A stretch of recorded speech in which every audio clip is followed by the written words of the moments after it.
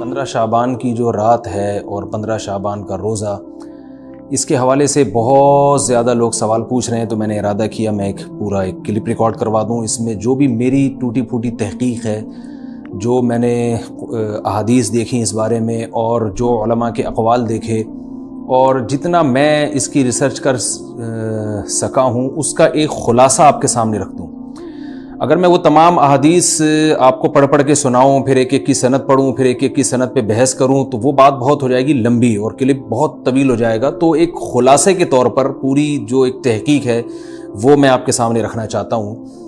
تو 15 شعبان کی جو رات ہے، جس کو شب برات کہا جاتا ہے، اس کا نام شب برات کسی بھی حدیث سے ثابت نہیں ہے، اس لیے عرب اس کو اکثر لیلۃ النصف من شعبان کہتے ہیں کہ شعبان کے جو نصف ہے اس کی رات۔ خیر، اس کا نام شب برات ہو اگر اس وجہ سے برات کے اس میں اللہ تعالیٰ کہا جاتا ہے کہ جہنم سے بری کر دیتے ہیں، تو اس وجہ سے کسی نے نام دے دیا ہو تو ایک الگ بات ہے۔ لیکن اس رات میں ہوتا کیا کیا ہے، لوگ کیا کیا کر رہے ہیں، اس کی کیا شرعی حیثیت ہے، تو میں نمبر وار انشاءاللہ اس کو تفصیل سے بیان کروں گا۔ کچھ چیزیں تو ایسی ہیں جو بالکل ہی غیر ثابت ہیں۔ ان میں اس رات میں مٹھائی، حلوہ یا مختلف قسم کے حلوے پکا کے لوگوں میں بانٹنا، اور اس رات میں نہا دھو کے تیار ہونا یا اچھے کپڑے پہننا، ان دو چیزوں کو پہلے میں انشاءاللہ بیان کروں گا۔ دیکھیے، اسلام میں راتوں کے تہوار کا کوئی تصور نہیں ہے۔ اسلام میں جتنے بھی تہوار ہیں وہ دن کی روشنی میں ہیں۔ عید الفطر، عید الاضحیٰ، یہ ہمارے دو تہوار ہیں جس میں ہم سیلیبریٹ کرتے ہیں ایک دوسرے کو، یہ دن کی روشنی میں ہمیں بتائے گئے ہیں۔ غیر مسلموں کے تہوار رات کو ہوتے ہیں، جیسے عیسائیوں کے تہوار کرسمس آپ دیکھیں رات کو ہوتا ہے۔ تو اس کی وجہ یہ ہے کہ اسلام نے دن کی روشنی میں تہوار رکھے ہیں۔ بہت ساری حکمتیں اس میں ہو سکتی ہیں، پوری حکمتیں تو ہم نہیں جانتے، لیکن کچھ سرسری غور سے کچھ حکمتیں ہمارے سامنے آتی ہیں کہ رات کا وقت ایسی چیز ہے جو اللہ نے عبادت کے لیے بنایا یا آرام کرنے کے لیے، سونے کے لیے بنایا۔ رات میں اگر آپ سیلیبریٹ کریں گے کسی بھی عمل، یعنی کوئی خوشی منائیں گے، تو اس میں انسان کی گناہوں کی طرف توجہ زیادہ جاتی ہے۔ جیسے آپ دیکھیں کرسمس میں شرابیں پی جاتی ہیں، اور جو بھی غیر مسلموں کے تہوار ہیں اس میں بھی چراغاں ہوتا ہے رات کے وقت۔ تو جبکہ ہمارے ہاں جو عید الفطر ہے وہ دن کی روشنی میں ہم نماز پڑھ کے اس کی ابتدا کرتے ہیں۔ تو آپ کہہ سکتے ہیں کہ شب برات کو کوئی تہوار تو نہیں مانتا، تو دیکھیں تہوار زبان سے ماننا ضروری نہیں ہے۔ آپ اپنے عمل سے جب کوئی ایسا کام کرتے ہیں جو تہواروں میں کیا جاتا ہے، تو اس کا مطلب یہ ہوا کہ آپ اس کو تہوار مان رہے ہیں، یعنی آپ اس کو ایک خوشی کا دن مان رہے ہیں۔ تو نہانا دھونا یا کھانے پکا کے لوگوں میں تقسیم کرنا یا خود کھانا، اور خاص طور پہ حلوہ یعنی میٹھا، یہ چیزیں تہواروں کے موقع پر ہوتی ہیں۔ جیسے ہم عید الفطر والے دن صبح سوئیاں بناتے ہیں، میٹھا بناتے ہیں، کھاتے ہیں، لوگوں کو کھلاتے ہیں، نہاتے ہیں، اچھے کپڑے پہنتے ہیں۔ جمعے والے دن بھی، جمعے میں بھی عید کا عنصر ہے حدیث میں، اس کو بھی عید قرار دیا، اس دن بھی ہم نہا دھو کے کپڑے پہنتے ہیں۔ تو جو لوگ 15 شعبان کی رات کو نہاتے دھوتے ہیں، اسپیشلی اس رات کو کہ بھئی آج کوئی تہوار ہے یا آج کوئی خوشی کا دن ہے، اور مٹھائیاں کھاتے ہیں یا حلوے پکاتے ہیں، تو وہ زبان سے اس کو تہوار نہ بھی کہیں، اپنے عمل سے یہ بتاتے ہیں کہ یہ تہوار ہے، جبکہ یہ تہوار نہیں ہے۔ اسلام میں کوئی اس کی ایک ضعیف روایت بھی نہیں ہے کہ آپ صلی اللہ علیہ وسلم نے، میرے علم میں نہیں ہے، کم از کم ہو سکتا ہے کوئی موضوع من گھڑت روایت موجود ہو جس میں کوئی کہیں بھی نہیں ہے کہ آپ صلی اللہ علیہ وسلم نے اس رات کو ہمیں نہانے کا حکم دیا ہو، یا اچھے کپڑے پہننے کا حکم دیا ہو، یا کھانے پینے کا یا حلوے کھلانے کا، حلوے مانڈے کا ہمیں حکم دیا ہو۔ تو اللہ کا واسطہ یہ بدعت ہے، اس کو ختم کریں اپنے معاشرے سے۔ اور اسلام میں تہوار کا ٹائم دن میں ہوتا ہے۔ عید الفطر، عید الاضحیٰ ہے جس میں ہم دن میں قربانی کرتے ہیں اور کھاتے ہیں، پیتے ہیں، نہاتے ہیں، دھوتے ہیں۔ راتوں کے یہ کام نہیں ہے، رات کو آپ سوئیں یا عبادت کریں۔ تو ایک چیز تو یہ تھی جو میں بتانا چاہ رہا تھا۔ دوسری چیز، اس رات کو قبرستان جانا۔ دیکھیے، اس بارے میں حدیث پیش کی جاتی ہے، مشہور حدیث ہے، لوگ سنتے رہتے ہیں کہ نبی صلی اللہ علیہ وسلم رات کو اٹھے، اور امی عائشہ رضی اللہ تعالیٰ عنہ بھی آپ کے پیچھے چلی گئیں، اور آپ صلی اللہ علیہ وسلم جنت البقیع میں مغفرت کی دعا مانگ کے تشریف لے آئے واپس۔ تو یہ حدیث انتہائی درجے کی ضعیف حدیث ہے، اور ایک تو ضعیف حدیث ہے، دوسری بات یہ کہ اگر ہم تھوڑی دیر کے لیے فرض کر لیں یہ صحیح حدیث ہے، اور ہم کہتے ہیں کہ بھئی نبی صلی اللہ علیہ وسلم نے یہ عمل کیا ہے، تو صحابہ میں سے کسی سے ضعیف حدیث سے بھی ثابت نہیں ہے کہ کوئی اس رات قبرستان گئے ہوں۔ حضرت ابو بکر کے بارے میں کوئی روایت نہیں ملتی کہ اس رات قبرستان گئے ہوں، حضرت عمر کے بارے میں کوئی روایت نہیں ملتی، یہ کسی ایک صحابی کے بارے میں نہیں. تو آپ مجھے بتائیں کہ یہ کیسی سنت ہے کہ جو صحابہ کی سمجھ میں نہیں آئی اور ہماری سمجھ میں آ گئی ہے. تو مشرکین مکہ یہ کہا کرتے تھے لو کان خیرن ما سبقونا الیہ، قرآن مجید کی آیت ہے کہ اگر یہ اسلام میں کوئی خیر ہوتی تو یہ صحابہ ہم سے پہل نہ کرتے. یہ صحابہ نے ہم سے پہل کیا ہے، اس کا مطلب ہے یہ اسلام خیر کا کام نہیں ہے. تو مشرکین کو صحابہ سے چونکہ نفرت تھی اس لیے کہتے تھے کہ یہ چونکہ اسلام کو فالو کر رہے ہیں تو یہ اس کی علامت ہے کہ اسلام خیر نہیں ہے، کیونکہ خیر میں تو ہم صحابہ سے آگے ہوتے ہیں. اپنے بارے میں ان کا یہ اس خوش فہمی میں مبتلا تھے وہ. لیکن ہماری رائے کیا ہے؟ ہم یہ کہتے ہیں کہ لو کان خیرن لسبقونا الیہ. وہ کہتے تھے لا سبقونا، ہم کہتے ہیں لسبقونا، کہ اگر کوئی بھی خیر کا کام ہے تو صحابہ ہم سے ضرور اس میں پہل کریں گے. یہ ہو نہیں سکتا کہ خیر کا کام وہ ہم کریں اور صحابہ نے نہ کیا ہو. تو اسی طرح میں یہ عرض کرتا ہوں کہ دیکھیں اگر قبرستان جانا اس رات میں سنت عمل ہوتا تو صحابہ یقیناً جایا کرتے. کوئی ایک صحابی تو گیا ہو. یہ کیسی بات ہے جو صحابہ کی سمجھ میں نہیں آئی اور ہماری سمجھ میں آ رہی اور ہم قبرستان جا رہے ہیں اس رات کو. چلیں اگلا اسٹیپ تھوڑی دیر کے لیے فرض کر لیتے ہیں کہ نبی صلی اللہ علیہ وسلم جو ایک رات قبرستان گئے، فرض کر لیں وہ حدیث بھی صحیح ہے.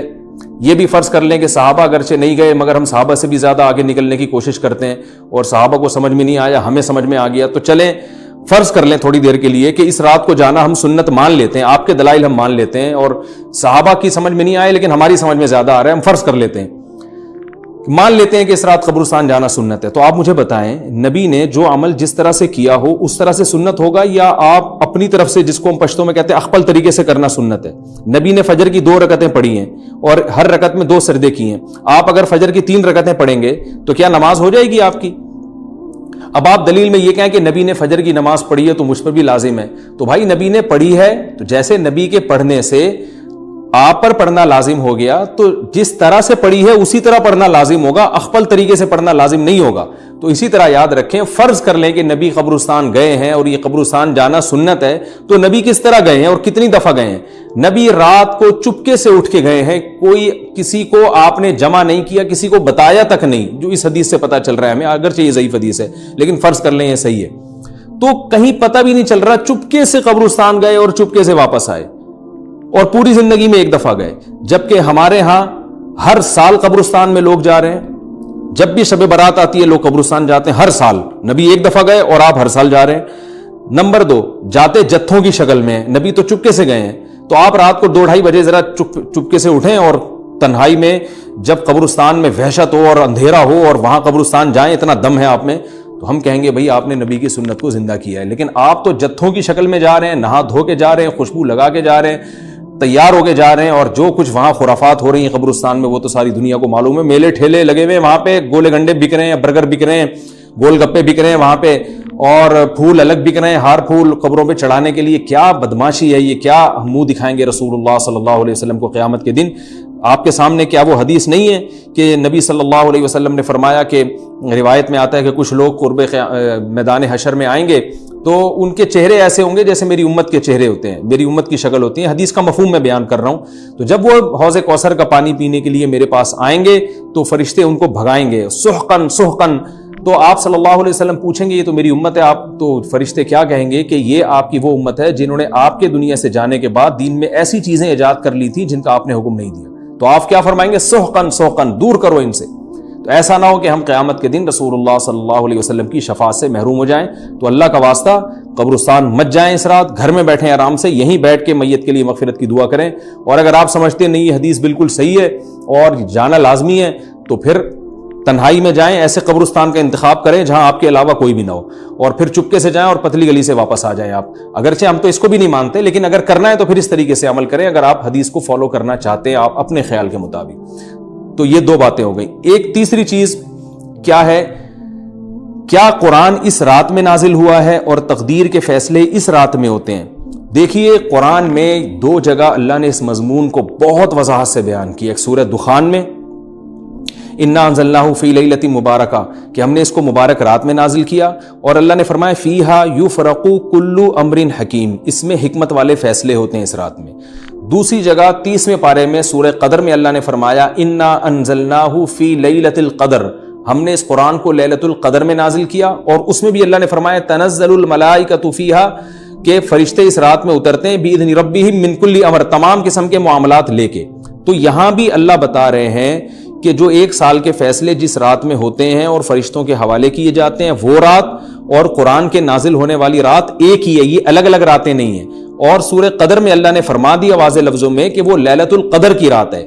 تو اتنی وضاحت کے بعد پھر یہ کہنا کہ اس رات میں قرآن نازل ہوا تھا، جبکہ اس کے بارے میں کوئی صحیح حدیث موجود بھی نہیں ہے، ضعیف یا موضوع روایتیں ہیں، تو یہ بالکل قرآن پر میں سمجھتا ہوں کہ یہ ٹھیک نہیں ہے، بالکل دلیل کے لحاظ سے یہ کمزور بات ہے۔ اگرچہ بعض علماء اس طرف گئے ہیں اور انہوں نے تعویل کی ہے، انہوں نے یہ تعویل کی ہے کہ قرآن جو ہے آسمان دنیا پہ آیا لیلۃ القدر میں، اور وہاں سے جو نیچے نزول شروع ہوا ہے وہ شب برات میں ہوا ہے، لیکن یہ تعویل عقل سے بعید ہے، اور اس تعویل کی ہمیں ضرورت بھی نہیں ہے۔ 2 صحیح حدیثیں ٹکرا رہی ہوں یا قرآن کی آیت کسی ایسی متواتر حدیث سے ٹکرا رہی ہو، تو پھر تو وہاں ہمیں تطبیق دینے کی ضرورت پیش آتی ہے، جب قرآن کے مقابلے میں کوئی حدیث ہی نہیں ہے، صحیح حدیث بھی نہیں ہے۔ حالانکہ قرآن کے مقابلے میں تو فقہا کہتے ہیں کہ اگر صحیح حدیث بھی ہو، متواتر نہ ہو، صحیح حدیث بھی ہو، تو وہ بھی ظنی ہوتی ہے، تو اس حدیث کو رد کیا جائے گا، قرآن میں تعویل نہیں کی جائے گی۔ لیکن یہاں تو صحیح حدیث بھی نہیں ہے، یہاں تو ایک ضعیف روایت ہے اور ضعیف اقوال ہیں، آپ اس کو کیسے قرآن کے مقابلے میں لا سکتے ہیں؟ تو جو بالکل بے غبار بات ہے وہ یہی ہے کہ اللہ تعالیٰ نے قرآن مجید کو لیلۃ القدر میں نازل کیا، جو رمضان کے آخری عشرے میں ہوتی ہے، اور اسی لیلۃ القدر میں فیصلے بھی ہوتے ہیں۔ اور بعض لوگ کہتے ہیں اس میں حرج کیا ہے کہ ہم 15 شعبان کو بھی فرض کر لیں، اس میں قرآن نازل ہوا اور لیلۃ القدر میں بھی، بھائی اس سے لیلۃ القدر کی ویلیو کم ہوتی ہے۔ اللہ تو لیلۃ القدر کی ویلیو بڑھا رہے ہیں کہ یہ ایسی رات ہے جس میں 1 سال کے فیصلے بھی کر دیے جاتے ہیں، اور اس میں قرآن مجید کا نزول بھی شروع ہوا۔ تو جس رات کو اللہ نے جو پروٹوکول دیا ہے وہی پروٹوکول اس کو دینا چاہیے، آپ اس کو کسی اور رات کو نہ دیں وہ پروٹوکول۔ تو یہ تیسرا مسئلہ ہوا۔ پہلا مسئلہ حلوے مانڈے کا اور نہانے دھونے کا، وہ بھی غلط ہے۔ دوسرا مسئلہ قبرستان جانے کا، وہ بھی ٹھیک نہیں ہے۔ تیسرا مسئلہ کہ اس رات میں قرآن نازل ہوا اور فیصلے ہوتے ہیں، یہ تیسری بات بھی غلط ہے۔ نہ تو اس رات میں قرآن نازل ہوا اور نہ اس رات میں فیصلے ہوتے ہیں۔ چوتھی چیز کہ کیا اس رات میں عبادت کی کوئی فضیلت ہے سرے سے یا نہیں ہے، یہ ایک علمی مسئلہ ہے۔ تو اس بارے میں خوب اچھی طرح سمجھ لیں کہ اس بارے میں جتنی بھی احادیث ہیں جو اس رات کی فضیلت کے بارے میں ہے کہ بنو کلب کی بکریوں کے برابر مغفرت ہوتی ہے اور بکریوں کے بالوں کے برابر، اور یا جو بھی اس بارے میں روایات ہیں کہ سب کی بخشش ہو جاتی ہے سوائے اس شخص کے جو کسی کے دل میں کینہ رکھتا ہے، تو یہ جتنی اس رات کی فضیلت میں احادیث ہیں، تو ایک بات تو خوب اچھی طرح سمجھ لیں، اس پر تمام محدثین کا، جہاں تک میں نے دیکھا ہے، تمام محدثین کا اتفاق ہے کہ اس کی فضیلت میں صحیح حدیث ایک بھی نہیں ہے۔ اس رات کی فضیلت میں ایک بھی صحیح حدیث موجود نہیں ہے، لیکن ضعیف روایتیں اتنی کثرت سے ہیں کہ ایک الگ محدثین کا اصول ہے کہ جب ضعیف روایتیں کی سندیں زیادہ ہو جائیں تو وہ حسن بن جاتی ہے، یعنی قابل قبول ہو جاتی ہے وہ، کیونکہ بہت ساری کمزور چیزیں مل کے اس میں کچھ قوت پیدا کر دیتی ہیں۔ تو اب جن علماء نے احادیث کے ضعف کی طرف دیکھا کہ ایک بھی صحیح روایت نہیں ہے، انہوں نے اس رات کا بالکلیہ انکار کر دیا کہ اس رات کی سرے سے کوئی فضیلت نہیں ہے۔ لیکن جن علماء نے اصول حدیث کی طرف دیکھا اور فقہ کے ایک اصول کی طرف دیکھا کہ کثرت روایات درجہ حسن تک پہنچ جاتی ہیں، ضعیف روایات، تو انہوں نے کہا کہ بالکل اس رات کی فضیلت کا انکار ہی سرے سے کر دینا یہ غلط ہے۔ تو جمہور اس طرف گئے ہیں کہ اس رات کی فضیلت کا بالکلیہ انکار کر دینا یا اس کی عبادت کی فضیلت کا بالکلیہ انکار کر دینا یہ ٹھیک نہیں ہے، لیکن کچھ علماء، وہ بھی بڑے محقق علماء ہیں، وہ اس طرف گئے ہیں کہ اس رات کی سرے سے کوئی فضیلت اسلام میں ہے ہی نہیں۔ اب میں دونوں طرف کے علماء کا کچھ تھوڑا سا تجزیہ پیش کرتا ہوں۔ تو جو علماء یہ کہتے ہیں کہ اس رات کی فضیلت ہے اور فضیلت میں کثرت سے روایات ہیں اور اس میں بڑے بڑے علماء داخل ہیں، امام شافعی رحمہ اللہ تعالی جیسے مجتہد بھی ہیں جو اس رات کی فضیلت کے قائل ہیں۔ باقی ائمہ سے مجھے جو ہے نا امام ابو حنیفہ سے کچھ نہیں ملا اس رات کی فضیلت کے بارے میں، اور امام احمد ابن حنبل سے بھی مختلف روایات ملی ہیں، اس لیے میں جزم سے کسی اور امام کے بارے میں نہیں کہہ سکتا، لیکن امام شافعی سے بہرحال اس کی فضیلت صراحتاً منقول ہے، اگرچہ انہوں نے بھی اعتراف کیا ہے کہ اس کی روایات کے بارے میں جتنی اس بارے میں روایات ہیں وہ ضعیف ہیں، لیکن وہی ایک اصول ہے کہ جب ضعیف روایات بہت کثرت سے ہوتی ہیں تو درجہ حسن تک پہنچ جاتی ہیں۔ تو اس اصول کے تحت جمہور اس کے قائل ہیں کہ اس رات میں عبادت اگر ہم کرتے ہیں تو دوسری راتوں کی نسبت ہمیں ثواب زیادہ ملتا ہے۔ لیکن جو بعض دوسرے علماء جو بالکل ہی اس رات کی فضیلت کے منکر ہیں، ان کے دلائل میں یہ ہے کہ یہ بات اگرچہ درست ہے کہ اگر ضعیف روایات کثرت سے ہوں تو وہ درجہ حسن تک پہنچ جاتی ہیں، لیکن وہ کہتے ہیں کہ کچھ قرائن ایسے ہیں جن قرائن سے پتہ چلتا ہے کہ جو ہے ان قرائن کو اگر سامنے رکھا جائے تو وہ ان کی رائے یہ ہے کہ پھر ان کا خیال یہ ہے کہ ان کا رجحان اس طرف ہے کہ اس رات کی سرے سے کوئی فضیلت نہیں ہے۔ ان قرائن میں ایک چیز یہ بھی ہے کہ اس کے بارے میں جو روایات ہیں ان میں بہت زیادہ ثواب کی بشارت سنائی گئی ہے۔ تو بعض محدثین کا یہ اصول ہے کہ کسی رات کے بارے میں یا کسی خاص عمل کے بارے میں بہت زیادہ کہیں غلو ہوتا ہے یا مبالغہ ہوتا ہے، غلو تو نہیں کہہ سکتے، تو یہ خود ایک اس طرف اشارہ ہوتا ہے کہ یہ ایک ذوف ہے، اگرچہ یہ کوئی اتنی مضبوط بات نہیں ہے، لیکن بہرحال جو علماء اس کی فضیلت کے بالکل منکر ہیں ان کی ایک دلیل میں آپ کے سامنے پیش کر رہا ہوں۔ دوسری بات یہ ہے کہ جو علماء اس کی فضیلت کے بالکل بھی قائل نہیں ہیں، ان کی ایک بڑی دلیل یہ بھی ہے، جن میں ہمارے شیخ حضرت مفتی رشید احمد صاحب رحمہ اللہ تعالیٰ بھی تھے، اگرچہ انہوں نے اس بارے میں کوئی صراحتاً فتویٰ نہیں دیا، لیکن وہ یہ اشکال ظاہر کیا کرتے تھے کہ شریعت میں جب بھی کسی وقت کی یا کسی خاص رات کی کوئی فضیلت آتی ہے تو اللہ تعالیٰ اس کو جو ہے وہ اس کا صحیح ٹائم نہیں بتاتے، بلکہ اس میں اختلاف ڈال دیتے ہیں۔ اس کی مثال ایسے جیسے جمعے کے دن حدیث میں آتا ہے کہ ایک وقت جمعے میں ایسا آتا ہے جس میں دعا لازمی قبول ہوتی ہے، اب ظاہر ہے وہ بڑا فضیلت کا وقت ہے، تو وہ وقت ہمیں متعین طور پہ بتایا نہیں گیا ہے، اس لیے علماء کا اس میں اختلاف ہوا، بعض نے کہا عصر کے بعد، بعض نے کہا کہ 2 خطبوں کے درمیان۔ لیلۃ القدر کو دیکھ لیں، لیلۃ القدر کی فضیلت میں قرآن بھی ہے، بہت ساری احادیث ہیں، لیکن لیلۃ القدر کی رات ہے کون سی یہ اللہ نے اس میں ابہام ڈال دیا۔ طاق راتوں میں 21 بھی ہو سکتی ہے، 23 بھی ہو سکتی ہے، بعض بلکہ حدیث سے 22ویں رات کا بھی ہونا ثابت ہے، زیادہ امکان 27ویں رات کا ہوتا ہے، تو وہ متعین نہیں ہے۔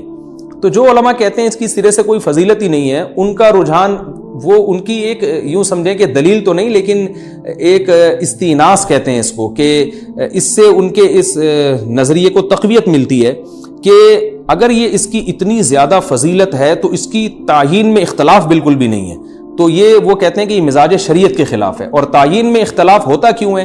علماء نے بیان کیا اگر لیلۃ القدر کو متعین طور پہ بیان کر دیا جاتا نا کہ یہی لیلۃ القدر ہے تو بہت ساری اس میں جو ہے نا حکمتیں فوت ہو جاتی، جن میں ایک یہ بھی کہ اس رات میں جہاں عبادت کا ثواب بہت ہے، گناہ کا عذاب بھی بہت ہے، پھر اگر اس رات میں کوئی گناہ کرتا تو وہ اللہ کے عذاب سے نہ بچ پاتا، کیونکہ وہ اللہ متعین کر دیا کہ یہ لیلۃ القدر ہے، تو کیسے تم اس میں گناہ کر رہے ہو؟